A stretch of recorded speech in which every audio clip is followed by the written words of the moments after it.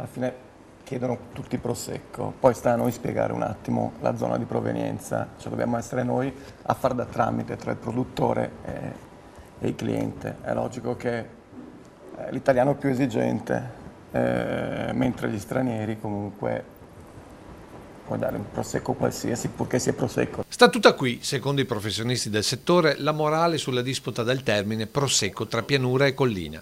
Ribadita oggi a ore 13 in una puntata dove si è fatto il punto della situazione all'avvio della vendemmia che si annuncia di ottima qualità ma di quantità decisamente inferiori rispetto alle annate scorse. È proprio nella prospettiva di valorizzare la qualità sulla quantità che è emersa la posizione dei produttori, convinti che il termine prosecco sia troppo generalizzante. L'esigenza che c'è adesso a Valdobbiadene è quella di legare il vino più al territorio, perché il territorio nostro di Valdobbiadene, della DOCG, è un'area che ha una cultura, ha una tradizione e ha una storia riguardo al prosecco, quindi non è solamente il vino, ma c'è anche qualcosa di più. Questo però non può contrastare con una tendenza mondiale a preferire i vini spumantizzati, che vede il prosecco nel posto giusto al momento storico giusto.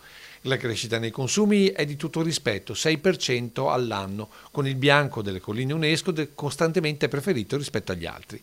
E con dati come questo, dagli esperti è semplice quanto provocatoria la domanda ai produttori. La domanda è: vogliamo far parte di questo business o essere spettatori? Io credo che sia opportuno, visto che non è che l'agricoltura abbia tantissime altre opportunità, riuscire, se ci sono le condizioni ovviamente di territorio, di storicità eccetera, di far parte di questo business.